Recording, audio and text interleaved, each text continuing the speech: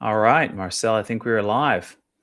Hello, everyone. I am an American sitting in Russia, and I am here with a guest. Our guest is Canadian, believe it or not. He is a foreigner who has been living on the border for several years now between Russia and Ukraine.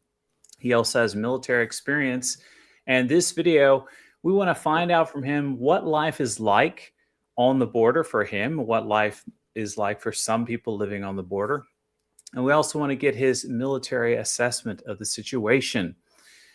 Marcel, is there anything intriguing you'd like to tell us before we get started?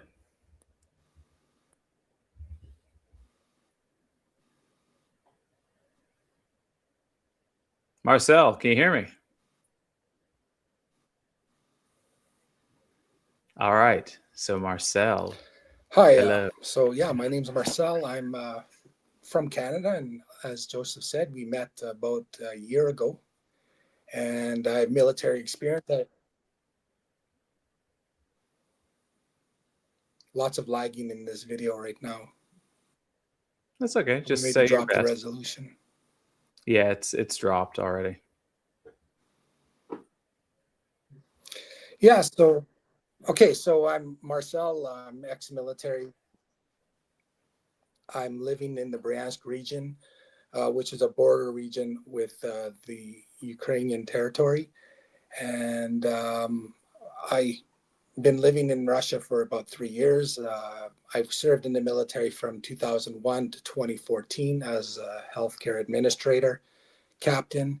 And so I have experience in the health side of military operations, mostly operational experience in terms of helping soldiers and Army, Air Force, and Navy in Canada. And I have a Russian wife, and that's why I'm living in Russia now. I left the military in 2014. I worked for the government of Canada as a hospital administrator, where I managed a hospital for Indigenous people till about 2022, where I moved to Russia. It's been a dream for me to actually come and join my wife's family here in Russia.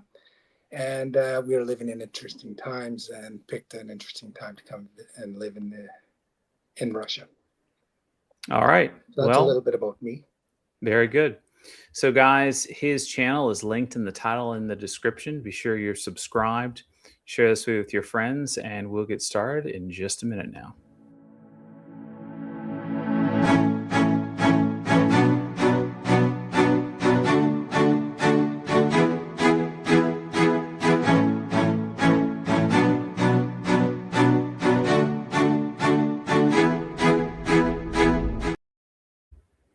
Alrighty, so Marcel, again, thank you for joining. Guys, I'm watching for the questions as they come in, and I'm going to ask him some of my own questions so we can quickly get an idea of what life is like on the border, and also get his military opinion on what is going on. But like I said, subscribe to his channel and mine, and once we wind down with our questions, I'm going to turn to yours, and you can ask us live what you want to ask so we can find out from him what things are like. And to start off the show, I thought it would be interesting because Marcel and I actually met in person almost a year ago, and I have a clip of that so you can see that and see what his city looks like right now. How's it going, man? Good to meet you. Good. In person. Joseph. I don't know if you've heard of it or not. I haven't heard of it, actually. So this is Marcel. He is a Canadian that lives in this town. So Marcel, tell us about this place. Hello, my name is Marcel, of course. I'm from Canada, living in the Bryansk region. This is the Bryansk city, and I've been living here for about 3 years now. Why did you move here? Well, my wife is originally from here, so we wanted to come back and look after her dad and take care of family. So that was the main motivation, and I was always planning to come to Russia for about 10 years. So let's just say the stars lined up, and it all fell into place, and I had planned it, like I said, for some time. So we're in the Bryansk region because of her family, but as well, you're in partisan country here. It's a place with lots of forests and lots of rivers and swamps and interesting lakes. Now, when things got more intense because of the SMO and your proximity to the border, did you guys consider moving away? No, I didn't consider moving away. In as much as like I have, a dacha to go to when we're in the city. I have an apartment in the city. They were attacking quite intensely during the January, I guess, or January-February period. It was quite intense attacks, but not many got through. And if they did, they were just usually diverted off course. Yeah, I mean, it does make your blood pressure rise when there's notices of rockets and drones, but... So for people like me who don't know, what's to stop people who live here from being concerned about maybe like KURSK Part 2 happening here? Sure. The KURSK operation is very politically motivated to get grandiose headlines, I guess, to play a political card. And it was rather unsuccessful. It didn't penetrate that deep into the territory. Mm-hmm. Although it did do a tremendous amount of damage and disrupted quite a few people's lives. They were still, within the 20, 30 kilometer region of the border. And we were potentially going to have to anticipate some kind of incursion into this region. And there has been attempts, but they were stopped. And you've seen drones yourself here? I've definitely heard drones overhead. In the evening, you'll hear them sometimes, or at the cottage. I mean, I've heard them within the city limits as well. What does it sound like? It depends what kind of drones. I mean, you have the ones that sound like a flying lawnmower. Those are the ones that we saw in the country. Mm-hmm. And the ones in the city, we didn't really hear them. What you would hear is the kinetic detonation of it being intercepted. So you didn't even understand if there was a rocket or if it was a fast-flying drone. When I first got to Russia in 2022, which was April, it hadn't been that long, and there was already some kinetic actions from the conflict started then. So, I guess you get used to the environment you're in.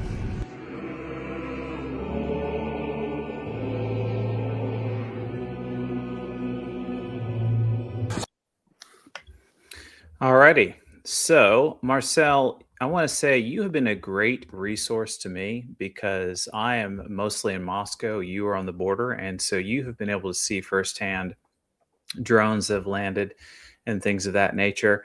And I've been able to use the clips that you have made for your show on my show to interview different important people, alt media guys that are famous in the alternative media world. So I want to say I appreciate that for sure. It's been a year since that clip. So tell us what has been going on. How have things changed? What have been the significant moments that you've experienced that you would like to relay to this international audience that's listening to you now? Oh, thank you. No, I appreciate it. I think it was timely that we met. We'll be able to report what's going on more and more in this region. Mm-hmm. Right.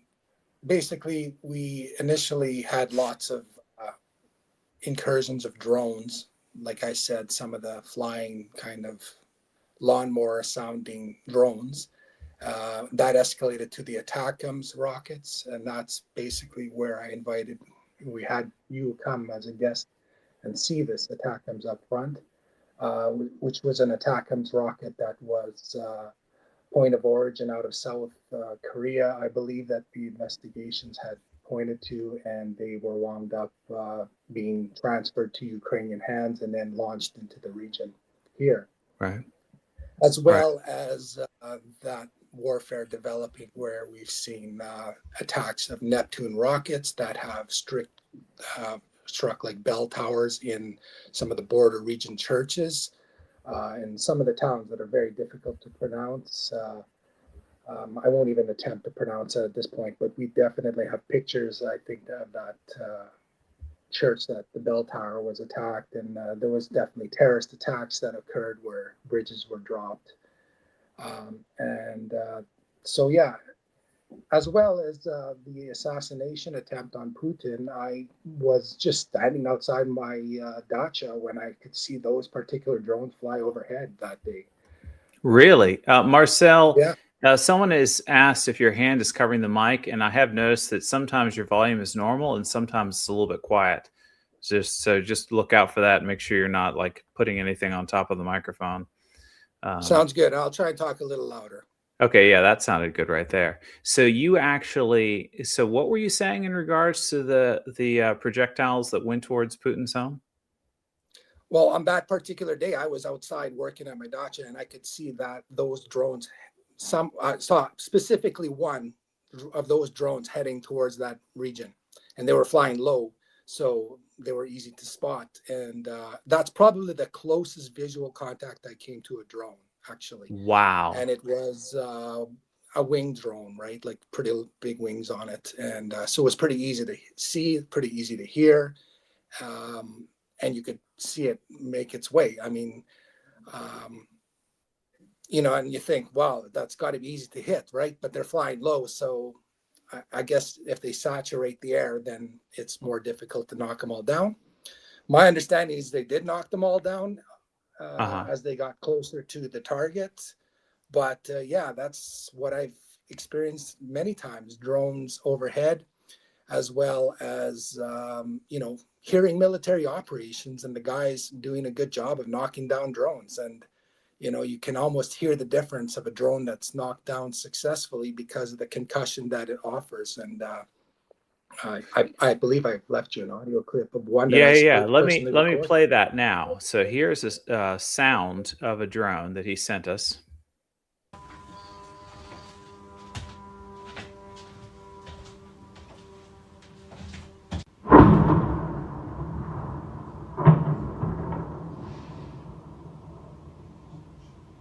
So what did we hear there, Marcel? So that was probably you know, a propeller type drone that was knocked out. And I guess depending on the overcast, you know, sometimes when there's an overcast, it sounds a lot more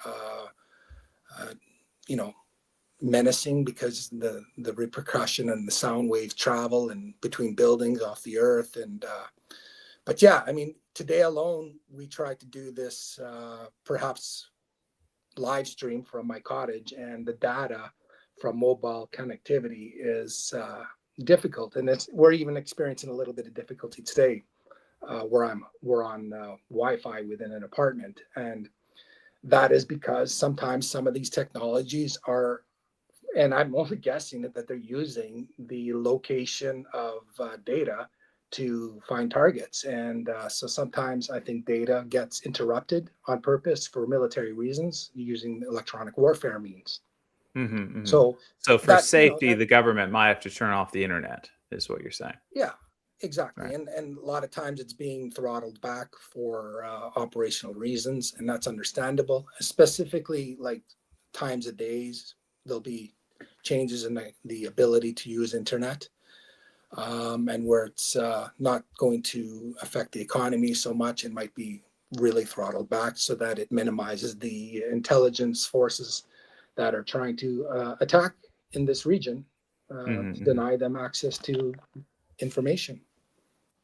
So when you Hence and the I world we spoke live in. last year, you had only heard the drones, but now you have seen one, and it was one of the drones that were headed towards Putin's compound. That is fascinating, very, very interesting and scary. Okay. Well, tell us, man, what is the mood of the people living there? You know, what do you want people to know about the border area?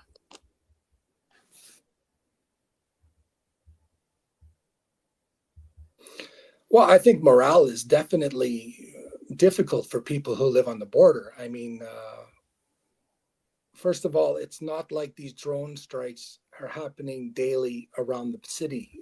What they are is they're usually concentrated all at one time so that it overwhelms the defensive capability. So it's really unpredictable as to how much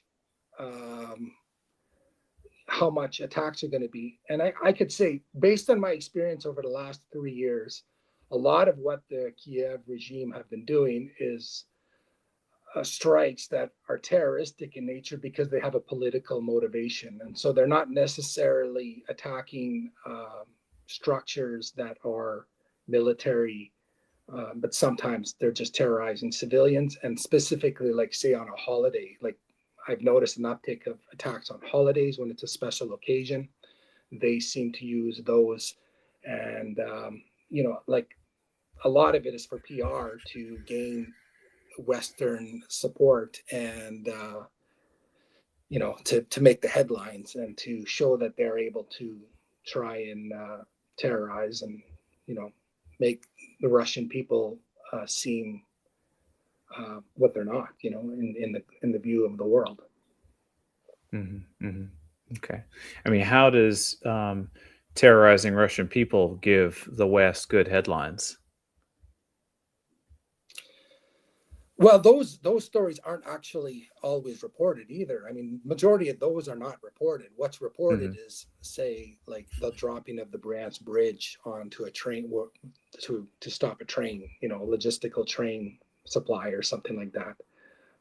Attacking churches seems to be just antagonistic. A lot of this is just antagonism.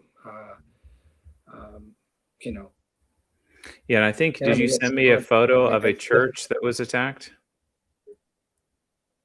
Yes, Let I me see did. if I have that. All right, let me pull that up now. And that specific church was attacked by Neptune rocket, which, we've had Neptune attacks here where I've done videos where I came across all the parts of the Neptune rocket and found parts that were, stamped with made in Canada, made in Malaysia, the United Kingdom stuff was on it. Lots of countries' parts put together to make those rockets, claiming to be Ukrainian rockets, but the technologies were all, of Western origin and across different regions, South Korea, and Yeah, so we can see the debris of the church and the broken ceiling there. And I put in the video description here, guys, clips of different videos that I've done where I've used Marcel's clips where he shows the different drones and whatnot and talks about the Neptune rocket. So that is below as well.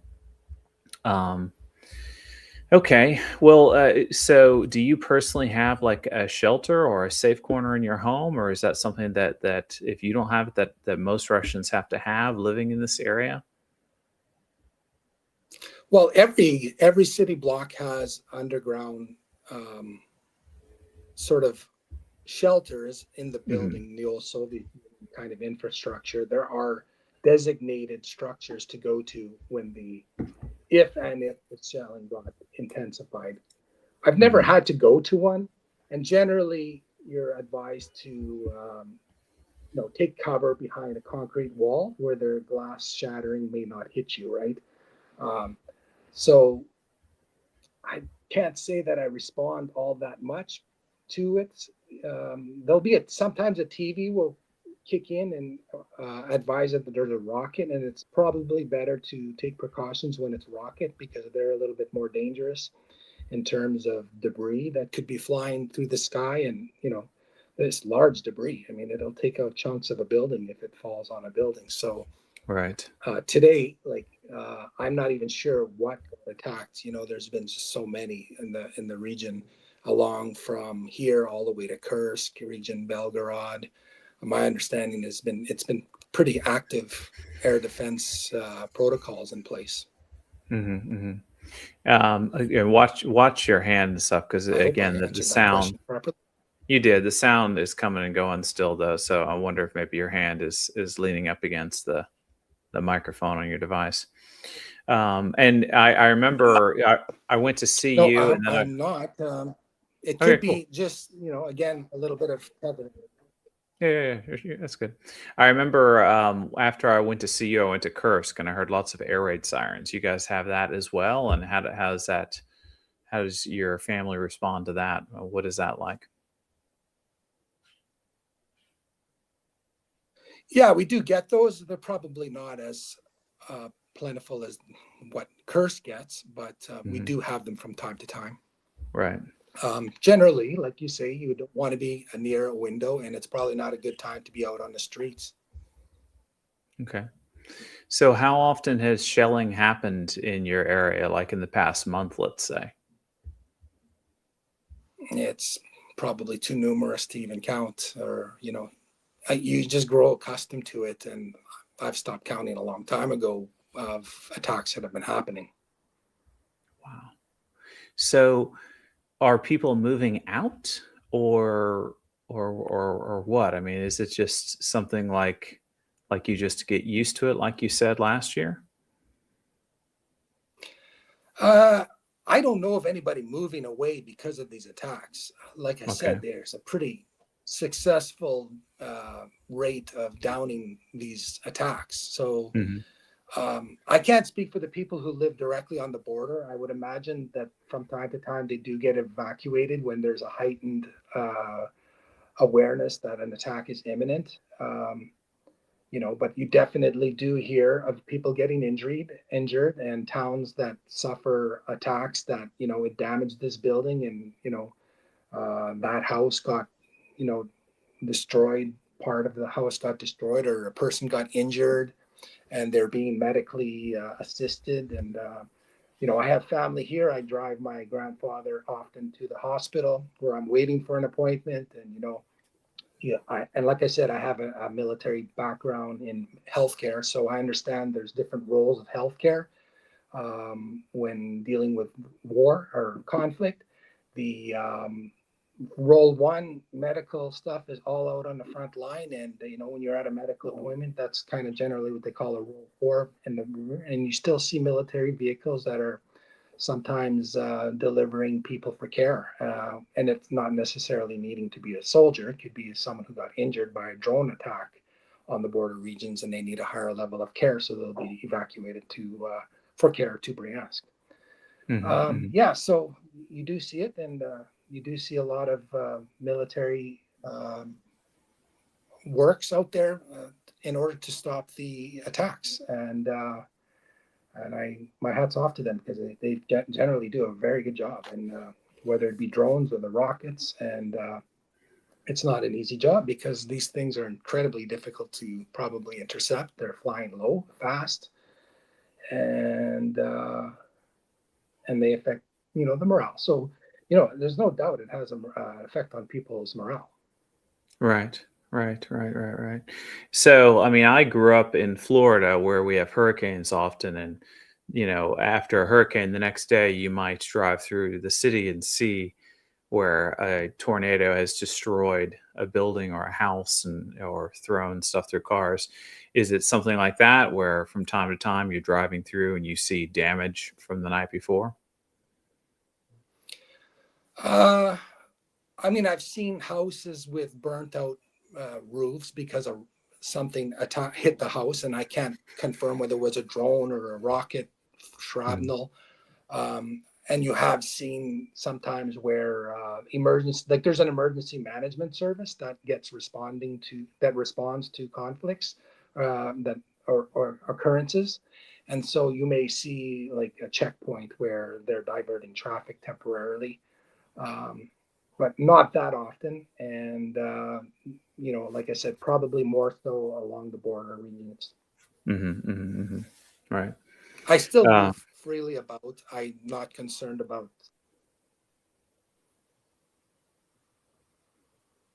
So I remember early on, before I met you, you had a video where you interviewed, I think, a father whose son had perished due to, I think, an attack where their home caught fire, and part of the home collapsed in on the family. Is that correct? Or am I remembering that correctly? Yeah, that's probably one of the first videos I did where I promised my audience that I would start making reports in the Bryansk region. And that was in a town called Starodub, Hmm. very much on the border. And it was a drone that attacked a house. I don't know if you're going to play that clip now, I don't but have the clip ready now. I just thought of it that while we were talking. I believe that I believe the child's name was Ilya, and yeah, Hmm. he did perish in that drone attack. And that drone attack occurred right beside a school, Wow. and it was So you devastating. have The house was firsthand gone. experience talking to a family that has lost a child from this conflict. And you That's have sort of the military story. medical training. Are you ever called upon to assist with medical needs from these attacks? No, no, no. They have their own medical services, and there's obviously medical teams that are in the military to support what's going on. I do Mhm. have experience in combat medicine, which is basically um, mostly, the first hour of care. It's critical Mhm. to anybody who's injured, and the first aid. We called it TCCC, which was tactical combat casualty care. Mhm. Mhm. And most of that revolves around actually not providing medicine. It's mostly about tourniquet and stopping wounds from, people bleeding out. So that's the most critical thing to do in a Right, situation right. like that, is to stop the Emergency bleeding. care. So you're a medic. Yeah. Okay. I was, the leader of the medics type thing. Okay. Okay. Have you received any support measures from the authorities as far as in regards to this situation, living in this zone? Not really. No, nothing specifically in terms of me personally. And there's just public awareness, whether it's provided through Telegram, what people should do. And there's definitely resources available for people who need to know what to do if there's, someone who's injured due to that sort of thing. But in fact, a lot of that is covered. And like, yeah, I'm going to promote myself here in terms of some accomplishment I achieved in Russia. One of the big things that was stressing me out for a long time is not having a driver's license from Russia. And I Hmm. did manage to get my driver's license in Russia in the Russian language. Oh, And wow. yeah, there's a tremendous amount of focus on first aid and knowing first aid within the driver's course. So yeah, I did that. And yeah, that's I'm pretty proud of that achievement, actually, to do a driver's license in Russia. I have that license now, and I'm pretty happy about that. And it was very good to do because there's differences in terms of driving in Canada than Russia in terms of rules and regulations and stuff. So yeah, I was So pretty you happy speak to do it. I Russian. took a driving course. I don't speak Russian fluently. I understand a significant, a baseline of Russian. I understand. I've been learning for quite a bit of time. I do take a significant amount of time every day to try and learn the language.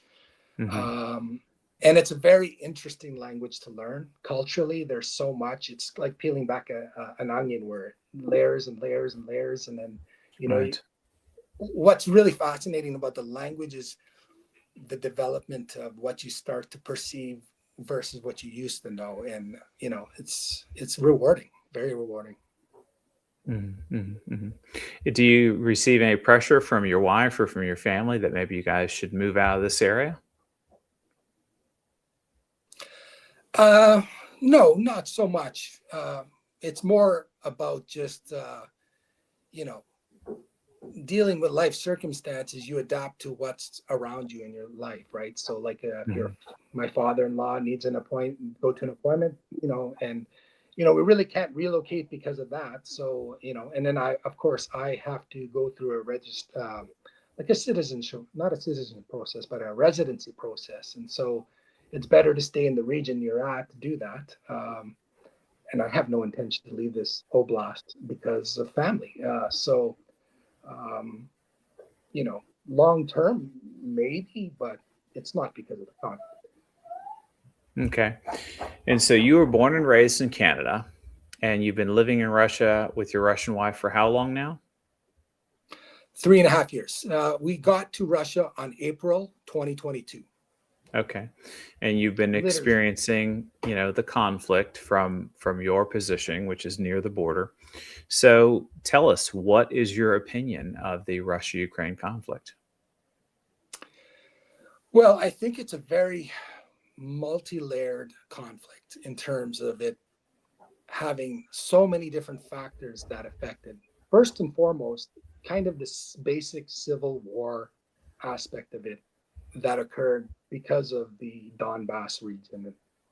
Hmm. And that going back to 2014 with kind of U.S. inter like U.S. interaction within Kiev, where they spent $5 billion to overthrow the government through various means, whether it be NGOs trying to have their people at the forefront and overthrow the president who was managing this kind of differences between the culture from west to east within Ukraine. And it got very ugly. And there was lots of atrocities occurring that just are unspeakable, like unspeakable. And I won't speak more about those things, but there were atrocities that occurred that were just very difficult to foster a de-escalation.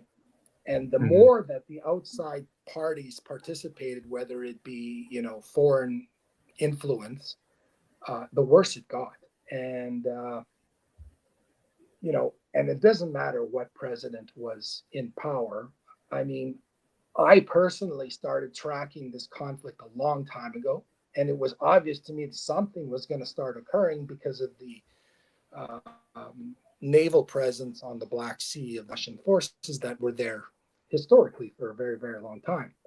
And as Ukraine gained, Western perspectives and Western aid, and, even myself in the military, I noticed the Canadian forces were starting to participate in the support of Ukrainian forces way back to 2013.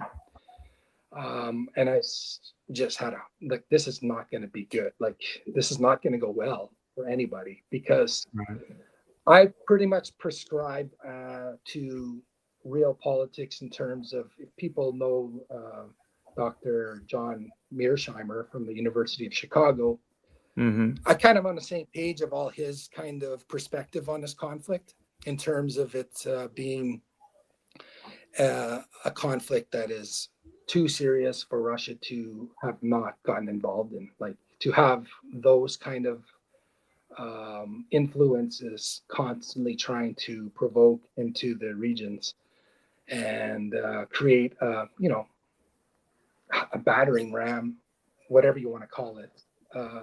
It was an issue. I mean, that was not going to go away. And it's kind of why I call my show The Trajectory, because I see it just constantly being in a trajectory where there is no, reduction in the tension. You know what I mean? It keeps seeming to escalate to different strategic levels, whether it be strategic to tactical. There's always like a development now in drone warfare and rocket warfare.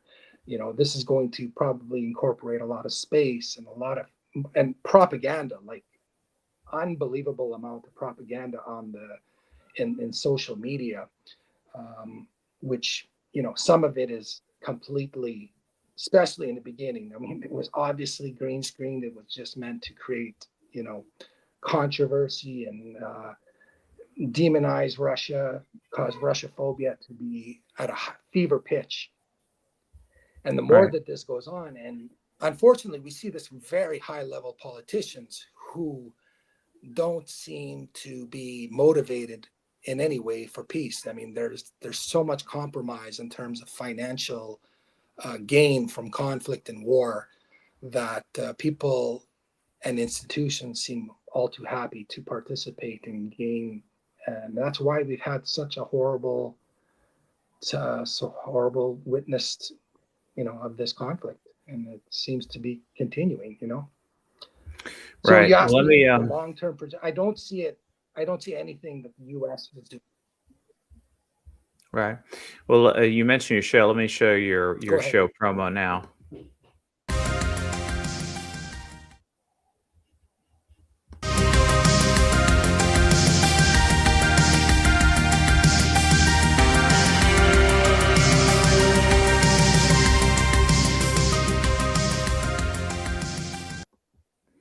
Okay, guys, you can see there he is a Canadian who likes hockey, and that's a bit of the region that he lives in.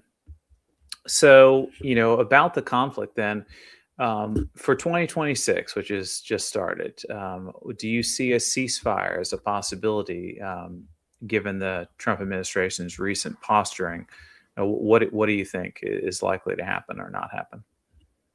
You just have to hear Zelensky's statements in the last 24 hours. He's not interested in stopping this conflict, and he won't negotiate any surrender of territory.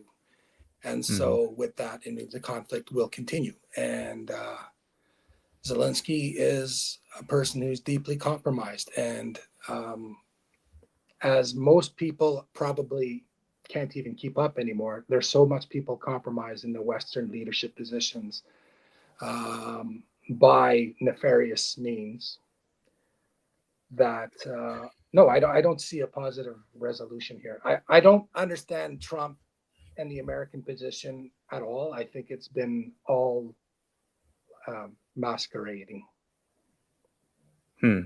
So what do you mean by I mean, Zelensky is compromised? Well, he's not in charge of the decisions. He's got to negotiate decisions based on European and American and UK influence, and that Anglo-American and European influence is such that they are using Ukraine as cannon fodder to try and destroy Russia. It's and it's historically been documented in terms of think tanks that this is the way to go, but they're looking to break up Russia into sections, right? And in order to do that, you have to create a whole lot of havoc, especially into the Crimea along the Caucasus regions. I mean, it goes back in World War II. That was the plan by Hitler. They're trying. There's countless and there's numerous evidence of regime change operations that are currently going on right now, even in Iran. And the plan is, for regime change so that they can always gain, a resource influence into a territory and break up the power and pull the power away from the people, basically, for the most part. And, people have a strong opinion about what Vladimir Putin is, but I think they put too much emphasis on Putin and not enough understanding that Russia is a country that has suffered greatly in history. The contributions that it has done in World War II are just being whitewashed now in this current environment. And it's just not possible to, for me to participate in the ideological imbalance that's going on in liberalism right now across the Western world. It's not realistic at all. And there's many counts of that. And, I'm from Canada, and, that was for me very difficult to live there in terms of how I didn't see from a Christian perspective and agree with a lot of the ideology that was being perpetrated. And so, it's, without making it controversy here, Russia, is probably one of the only countries on the planet that are standing up to this from a sovereign perspective against these ideologies. And, those forces, satanic forces that are behind that, unfortunately, are very aggravated with Russia because of that. Right. Yeah, I've seen a few news stories lately where Ukraine is taking apart World War II monuments. There just seems to be a strong Azov influence, and it looks like Ukraine is how shall I say this for the algorithm? I guess you could say, putting it lightly, more sympathetic to Germany in the late 30s. So what do you think are the nuclear safety risks that are posed by this conflict continuing on? Well, I think the more the West gets involved, and I'm speaking specifically perhaps of France and the UK here, they're very provocative in terms of areas in the Black Sea and attacking naval forces. And if it gets out of hand, I don't see why we won't see more tactical weapons being used. Not necessarily nuclear, but tactical weapons that are of a strategic significance in terms of they may, completely destroy any logistical possibility of entering into Ukraine. I think that would probably be where we're going to go now, or what's going to happen next is that anything logistically that allows weapons to support the Ukrainian armed forces are going to get targeted and decimated, if not already. But I definitely think there's a lot of effort in terms of tunneling those resources into Ukraine. I think there's a lot that's secret, that's not seen to our eyes, in accordance with the space activity as well as underground activities. I mean, I can only imagine. I mean, tunneling in close to the Ukrainian border goes back to World War II, where Hitler had meetings with Mussolini on that the airport closest to the Ukrainian border. I mean, there's deep historical tunnels there. So I'm convinced that they've been developed since then, and maybe from Romania as well. So I would think that, the amount of weapons that are going to be used are going to be significant. And we're pretty close to mistakes happening where people, this could trigger, bigger responses and more aggressive responses. And that's what I fear. But you won't find me going to no bunker. I'm on a watchtower. I'm going to watch this from a watchtower, and I'm not going to be in no bunker like no elite. I'm not interested in that. I would be more interested in praying out over my watchtower to stop this from escalating. Okay. You mentioned being disillusioned in Trump, or to something of that effect. What do you think of this idea that him posturing to take Canada and Greenland being something that would be super destructive to NATO, and if NATO were to break apart, this of course might help things come to an end quicker, wouldn't you say, or no? What do you think about all that? Mm-hmm. I don't think it's realistic in terms of actually happening. What I do see is the history of Donald Trump. Let's go back with what is Donald? Donald Trump is an entertainer. He's been on WWE, like right. He's an entertainer. He even in the wrestling world, and he speaks a lot of nonsense in terms of distracting what he's going to be doing next. And Yes.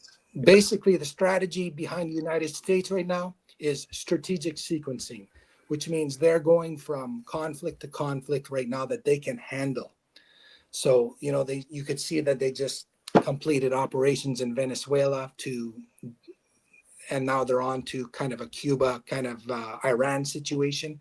So they're strategically sequencing the world efforts, right? So they're trying to put off Ukraine right now because they are in over their head there big time, and so much equipment has been destroyed, so much resources, so much money has been stolen, so much taxpayers' efforts, and so much of that is coming out now more and more and more. And actually, it's one of the things I pray a lot about daily is that corrupt institutions right now get exposed. And I think we're starting to see the fruits of those prayers. We're seeing big corruption get unraveled. And unfortunately, I don't see institutions responding in a legalistic manner. Like, unfortunately, everything that's going on in the United States right now is very telling, just very telling. Right. Okay, so yeah, I mean, you're an ex-military guy, so you see this a little bit differently. And so what you're telling us is what you feel like you clearly see is that the Trump administration is rapidly moving us from conflict to conflict to kind of distract from what's going on and to get the attention off of Ukraine. Is that correct? Yes, and you can see by the team he sends to Russia, he's not sending diplomats. He's sending kind of business people. They're not diplomats. They don't have the intellectual toolbox to work diplomacy and create long-term, say, treaties or whatnot. It's all just Trump's art of the deal, which is, what can he get out of a situation?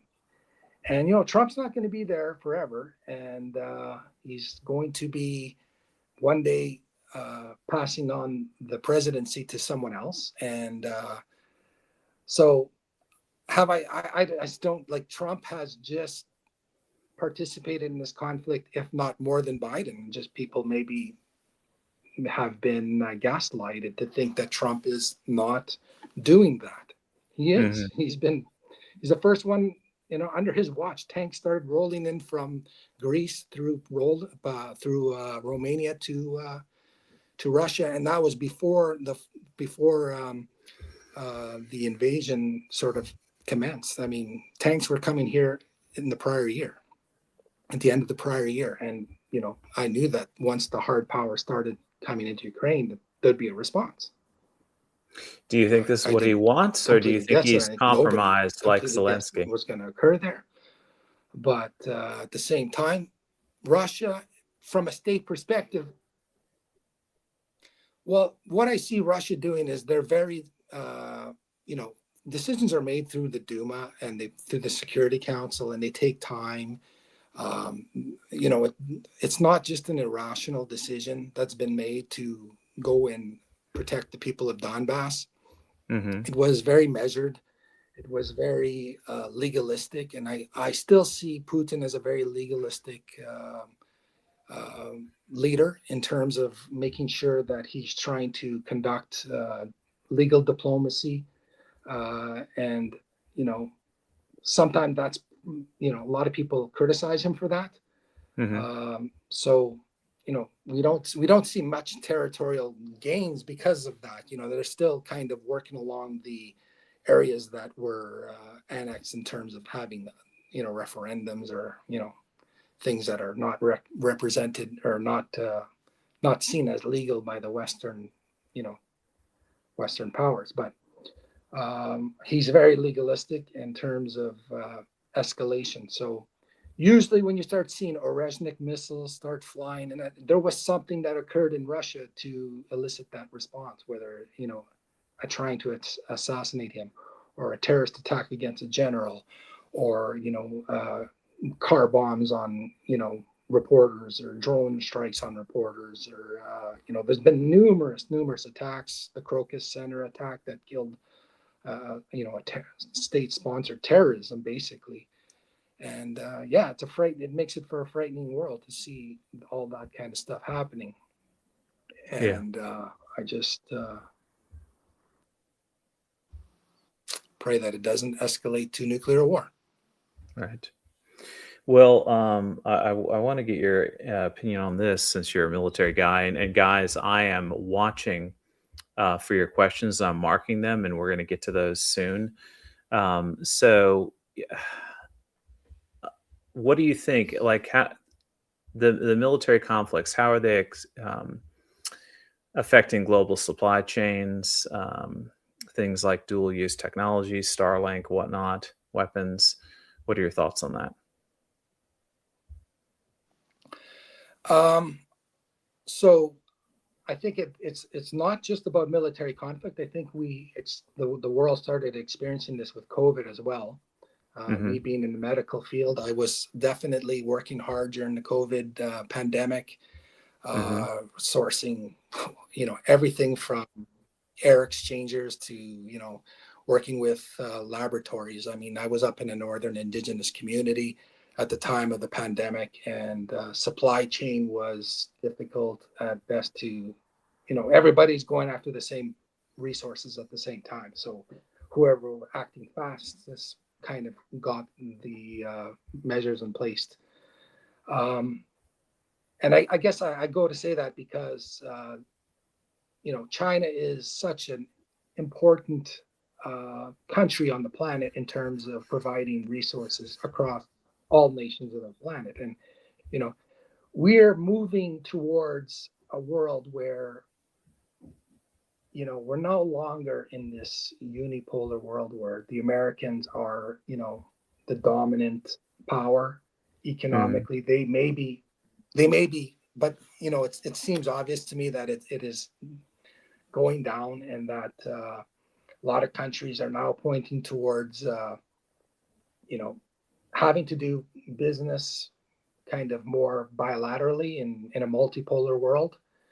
The sanctions that have occurred against Russia, um, I always had the idea, and I was always watching what Russia was doing, and the Putin government in terms of seeing regime changes, and I could see that he was developing Russia to be much more self-sufficient and not being so dependent on Western resources, because it was always escalating. Like, this just didn't escalate overnight. I mean, you could see it in security conferences over the years where Russia's concerns are not being heard.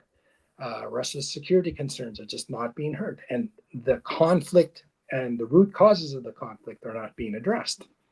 There's all this tap dancing around stopping it. And it's not working, right? Like, they're just not going to ever address the elephant in the room, which is causing the conflict. Right. And that affects global supply. And Russia is a resource-rich country.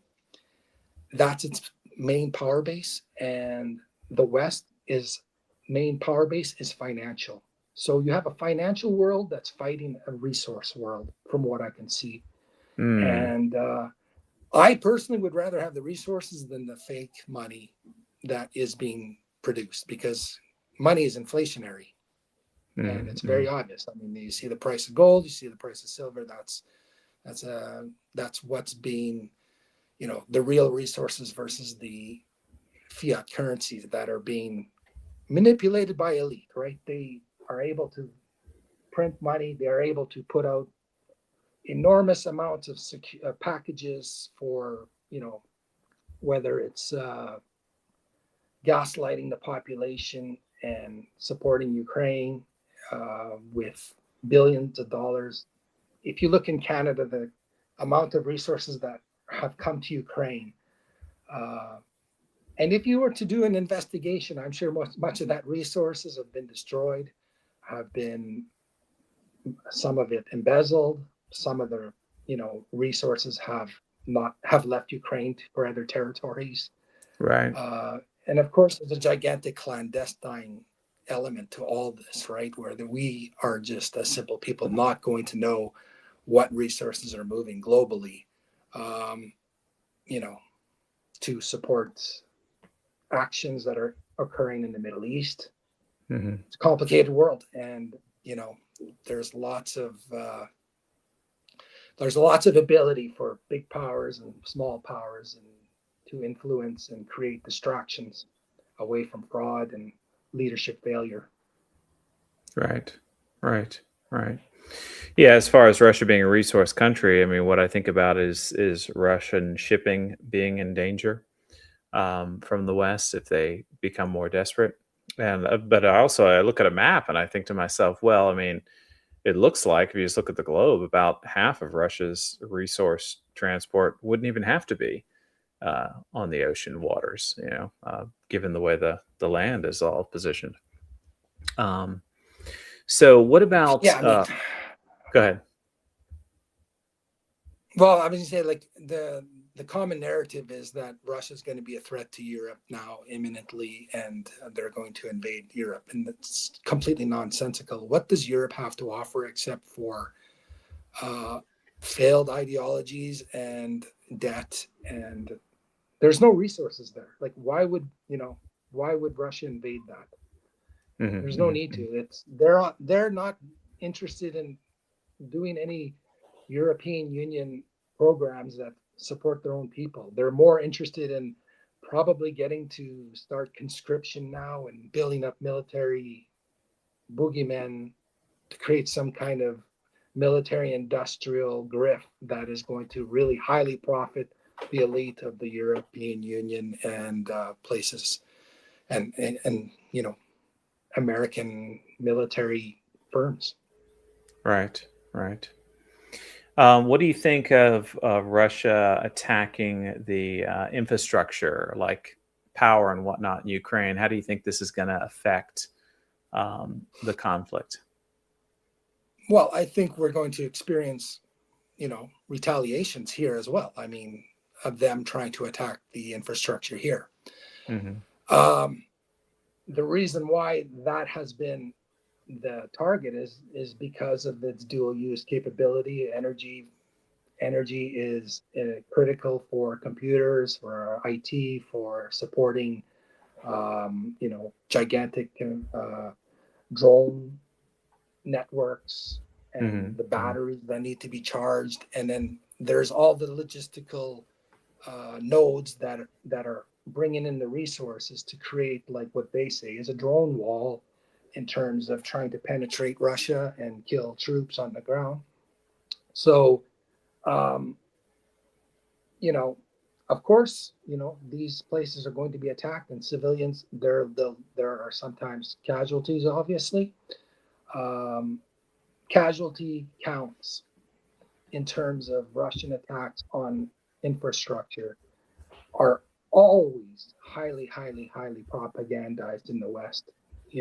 It's going to take, like, say, a rocket hit a train, they're going to roll out, the most horrible aspects of that onto the media to paint the picture and hide the fact that the train was full of military munitions and personnel that were out going to do, troop relief on the front lines, whatnot. So, Right. There's not much you can take in terms of the mainstream media seriously anymore, in terms of reporting on the content. I mean, it's Yeah, in fact, I did a video a couple months ago about supposedly a kindergarten in Ukraine being struck by Russia, and when you looked into that, it seemed very suspect as to whether or not that actually happened the way it was being reported. But yeah. Well, and as far as evacuating casualties and who are foreigners, you can often see that there's a higher uptick of reports of deceased ex-military members who participated perhaps as volunteers, and I won't use the word mercenaries, but volunteers, and they suddenly, perished in some kind of accident, and that's all that's being reported in the West. Right. There's a gigantic uptake of people who have gone missing. Whether it be from Canada, the US, Venezuela, Colombia, different places that, countries are, when there's money on the table to support battalions out there, it's pretty scary what people will agree to go and do. Right. So, guys, we're going to turn to your questions now in 1 minute. So I'll give you 1 more minute to type something out if you have anything you want to ask us.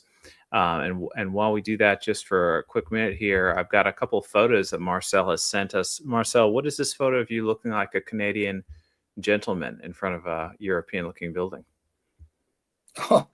That's me at the Royal Military College in Kingston, Ontario, where I was an officer cadet before I joined my unit in Edmonton. I was, a cadet that learned business administration as well as military training through a period of 4 to 5 years there. And, academic pursuit of language and French as well is covered there. And it's very much a royal kind of theme there, as you can see. So yeah, that was my military college, kind of the Canadian version of West Point, per se, I guess. Okay, very good. And this one where you're with 2 other military guys, so you got 3 soldiers here, you're one of them? Yeah, that was just me on a field exercise in the reserves. I was a regular force member, but I was, operations captain of a medical unit helping, I think we were in Meaford, Ontario there, supporting reserves, practicing their medical training. I think they were assisting, artillery units and stuff like that, medics chasing around with the artillery. Very good. And we have this one of you giving a salute with a gas mask on.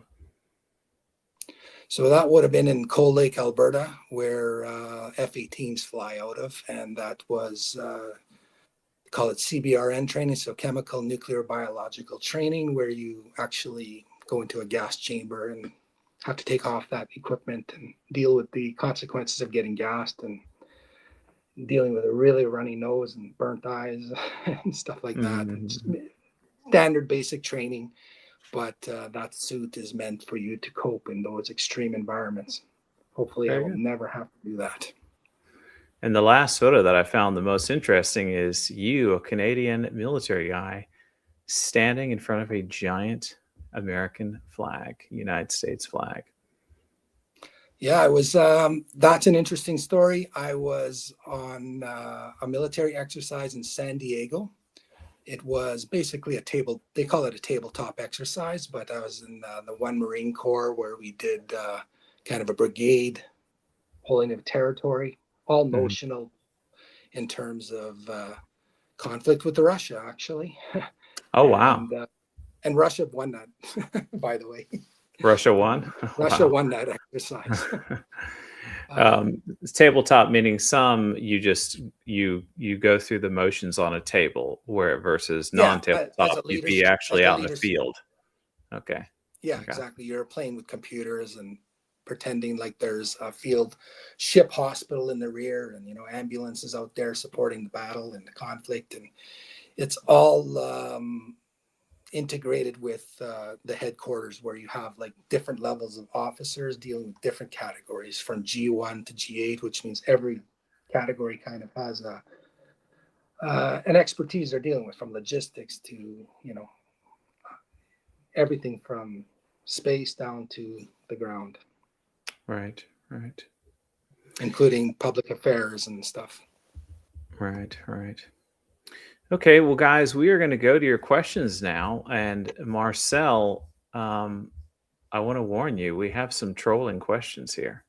So we have questions from people that are sympathetic to you, and questions from people who are not sympathetic to you, let's say. So before we go any further, could you define what you mean by conflict? Well, conflict is where politics can no longer solve an issue, and then it leads to military action. Now, probably what they're getting to is that the word war is missing in that use of the word conflict. But there are no overt declarations of war to speak of. Not by Ukraine, and not by Western powers, and not by Russia. Nobody has declared a war here. So there are conflict, much like in Venezuela. That was a conflict, right? And there's no declaration of war. So I think that is, what you mean by trolling in terms of like the usage of terminology. And I said Russia's legalistic, so it holds to that, and it applied that, especially early on in the conflict. Yep, exactly. They're legalistic. It has not been declared, so until it is declared by someone, it's just a special military operation. That's the simplest answer. Okay, here's a more sincere question. Marcel, do most of the Ukrainian drones seem to be precision guided, or do they seem to be aimed at random targets?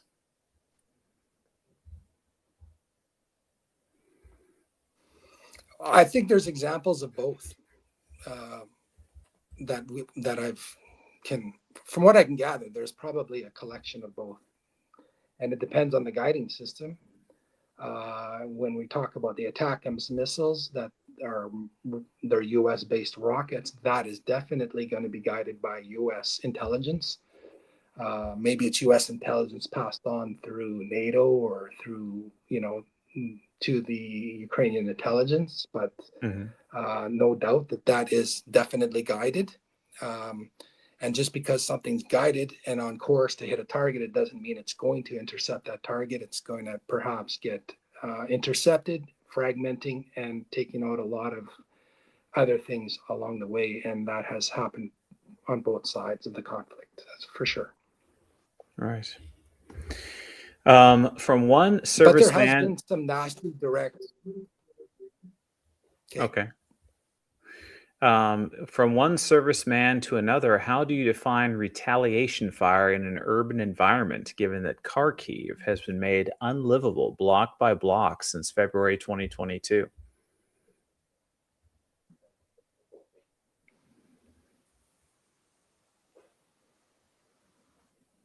Well, I don't know. I really can't speak to that in terms of Kharkiv and how many people have evacuated that region. Mhm. And at what point those evacuations started. I don't track what's going on in that much detail in the Kharkiv region, unfortunately. Yeah, I But the agree. retaliation fire is occurring, and no doubt about it. And sometimes, um, you know, it's hard to imagine that commanders on have are unable to see that sometimes artillery fire gets directed in a place it shouldn't, right? Right, right, right. Yeah, I mean, you are ex-military and you are living, a 54-year-old man repairing your dacha. You're not active military. You're not following each neighborhood. I understand. Can you tell us? I'm just personally curious. This is no one's question. Since you served in the Canadian military, but now you've been living in Russia for several years, what would you say are the differences, and would you say are the things are the same when we're comparing Canadian military versus Russian military?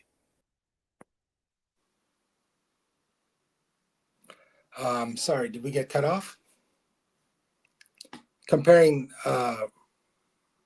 Canadian forces to the Russian forces, definitely not. There's no comparable. You can't compare that at all. And I just want to confirm whether, Joseph, you're still there, because our screen did change. Yeah, I'm still here.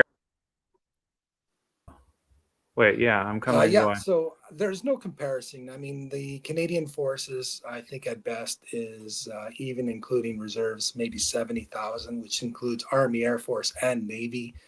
Canada's not a country with what I would call any kind of amount of hard power. It is a soft power nation. It is not able to mount significant operations unless it is working closely with the United States or within a NATO context. So it has Hmm. forces, I believe, deployed along the territories of the Balkan nations, or not the Balkan, the like Lithuania, Estonia, and Latvia. I believe there's brigades that are out there supporting operations there. But again, they're multinational, they're within a NATO context, which generally heavily relies on US leadership and Hmm. resources, especially when it comes to heavy lift. Uh, and while Canada did participate in Afghanistan, throughout the Afghanistan effort, there was a lot of difficulty with achieving any kind of results that were significant in that mission because of the lack of resources to move equipment, to have heavy equipment that was armored enough to withstand IEDs or whatever. So we did often purchase a lot of procurement that was kind of on an emergency basis at the last minute, and it was often very controversial. Whether it be getting Chinook helicopters from the United States or the C-17 Globemasters that are required for moving heavy, tanks, and whether um, Bisons and the different armored vehicles that were required. But Canada is not a hard power nation unless it's heavily paired up within NATO and the United States umbrella. So you can't compare anything going on there with what's happening in Russia. Hmm. Hmm. So, how many such foreigners live near the war with Ukraine? This person is asking. You know what? I have experience of knowing a few. I've heard of people in Ukraine, and they've been unalived because of what happened there. So it's I mean, there's a few. They're scattered about. I wouldn't say we're a big expat community living in Russia, but generally, for the most part, it's people who have family, right, and connections to family.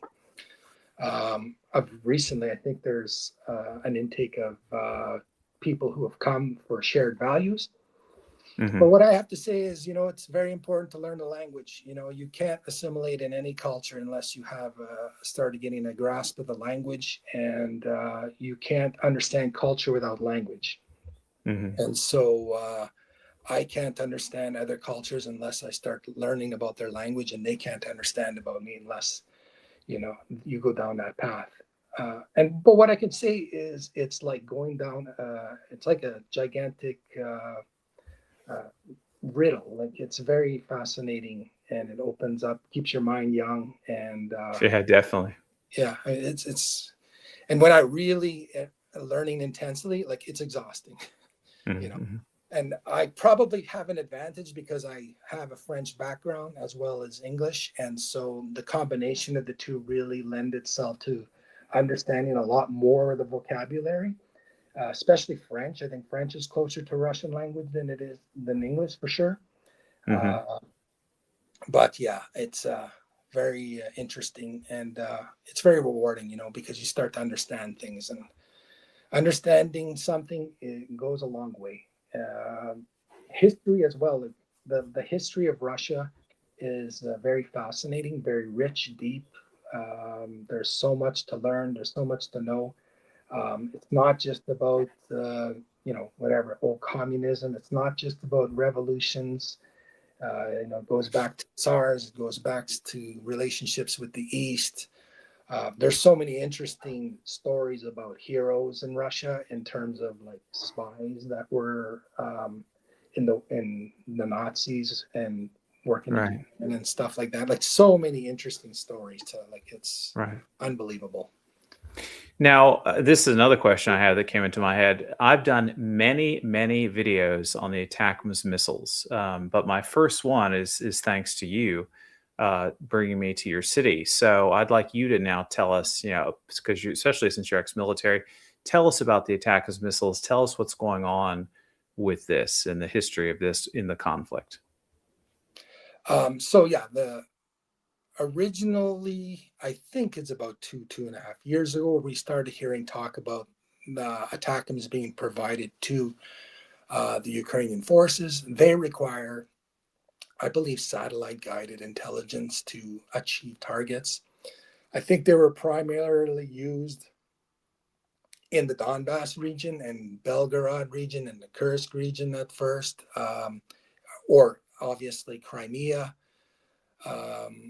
They required, I think, the air defense of the Russians to quickly adapt to be able to intercept those. I mean, they weren't easy to intercept, but I think the learning curve was satisfactory in terms of stopping most of them. And I think the satellite overwatch, which we call ISTAR over Ukraine, lent itself where the Ukrainian forces were able to mount different means to attack the launching capability of the ATACMS. And specifically, I think, they did a good job of trying to attack the logistical hubs that were transporting these things before they even got into use.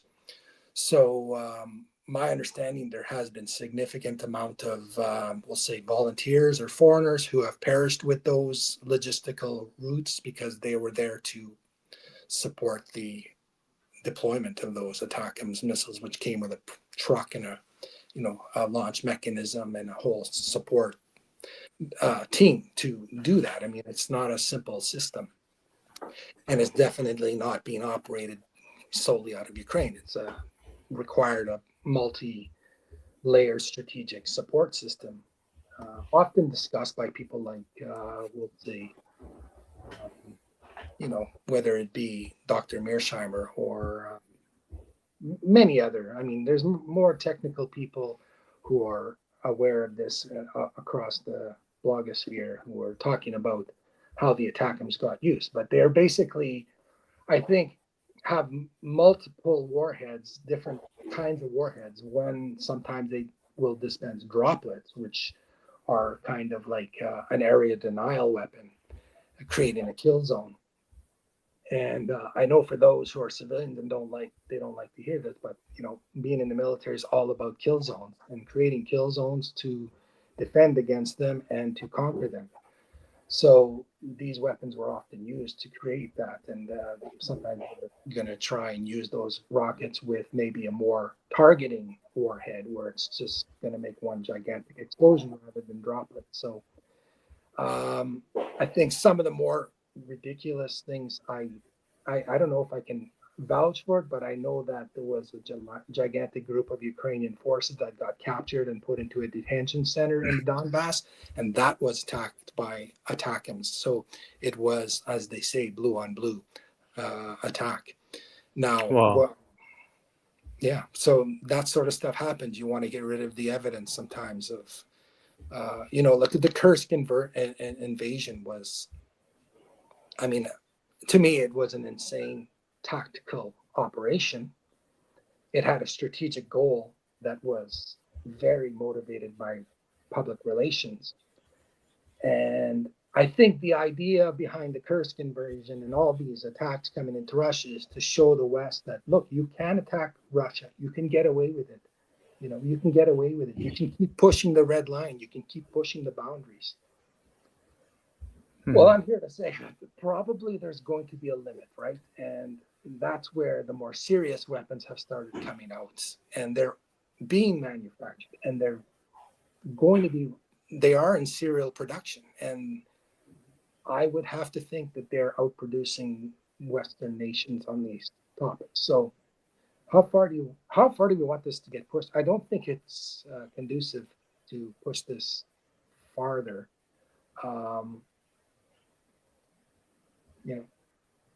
Agreed. All right, we have another trolling question for you. Could you please define regime? It's getting confusing since I'm hearing it used from every direction. Regime. Well, that's a very deep question. Like it's a complicated question. I mean, you're talking about the governing structure of a nation, right? And the governing structure of a nation deals with having institutions, and many institutions at different levels. So we can use example Iran right now, where the U.S. is interested, obviously, in a regime change there, and going through negotiations. And the amount of influence that comes from outside of a country to influence usually the social, let's say, how do you call it? The Internet of Things influencing the culture sometimes has a lot of money being poured into change the leadership structure of a country. No doubt that has been the U.S. and the CIA and British intelligence's game for a very long time. And a lot of that has to deal with creating incidences where there's a fantastic explosion on the internet of the atrocities that a country has done to motivate that leadership structure to be perceived as diabolical and needing to be changed, right? But you have to understand there's billions of dollars behind these things, and that those billions of dollars are influencing and doing everything in their power to influence your mind about how you're going to perceive that country's leadership. Yeah, I mean, I would say that administration would be a more clinical term, right? And regime is a more forceful term. So, you could say the Trump administration or the Trump regime. You're talking about not just Trump, but Trump and J.D. Vance and Marco Rubio and Scott Bessent and you could start talking about the CIA, the Department of Justice, the FBI, the NSA. There's all kinds of layers of government, right? And Russia is no different. It has lots of institutions like the FSB. They have they have the taxation system. They have there's numerous. There's social system. There's medical system. There's all kinds of the layers of government within the Duma and politicians and the governors. So, Okay, so here, the next question, this one's important, I think. Why do you think this war is going so slowly? Why cannot Russia finish this faster? I think because Russia doesn't want to kill Ukrainian people. That's the main motivator. It's like, this is why I say it's time to be careful, because Russia's not going to treat people on the outside in the Western world the same way as they will treat Ukrainians. They are not interested in killing Ukrainians. They're interested in getting to the core problem, which caused the core problem which caused this conflict, which is NATO expansion and weaponizing ideologies and doing very evil deeds to in order to create a support structure that is going to try and destroy Russia and go through the Black Sea through to the Caspian and not split it up.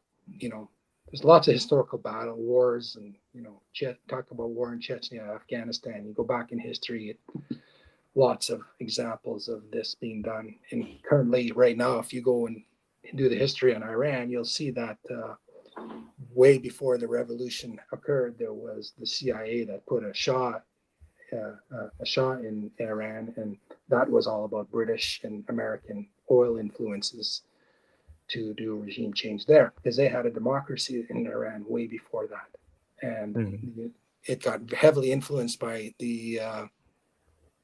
we'll say those intelligence forces. Right. Someone, I don't know about this, but maybe you have heard, Marcel. I don't know if this question is sincere or not. How do you feel about so many Canadians fighting on the side of Ukraine? Are there a lot of Canadians fighting on the side of Ukraine? And what are your thoughts on that? Yeah, I've definitely heard a few, and a lot of them are just sometimes ideologically low information people who probably got influenced in the ideology of what was going on and didn't have a good grasp of the history of, like I said, how much is the Russian Federation capable of dealing with warfare and mounting pressure on a neighbor that is not going to be friendly.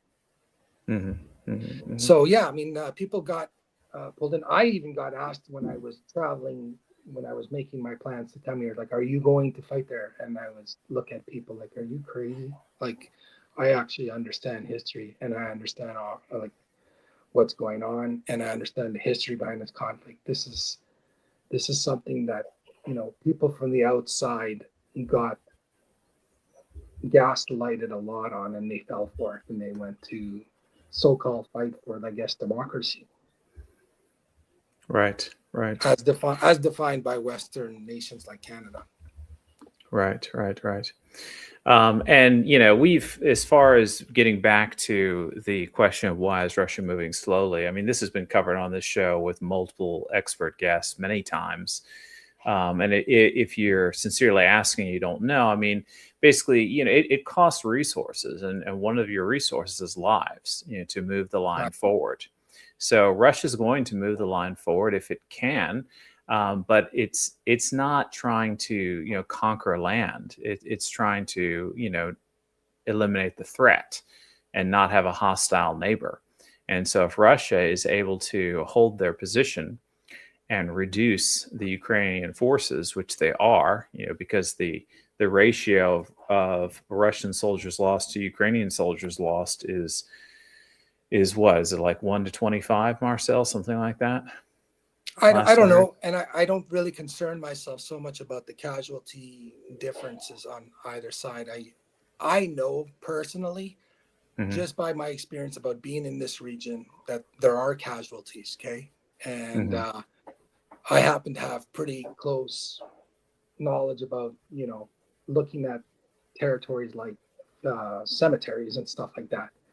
And I can tell you the cemeteries in Russia do not look like cemeteries in Ukraine.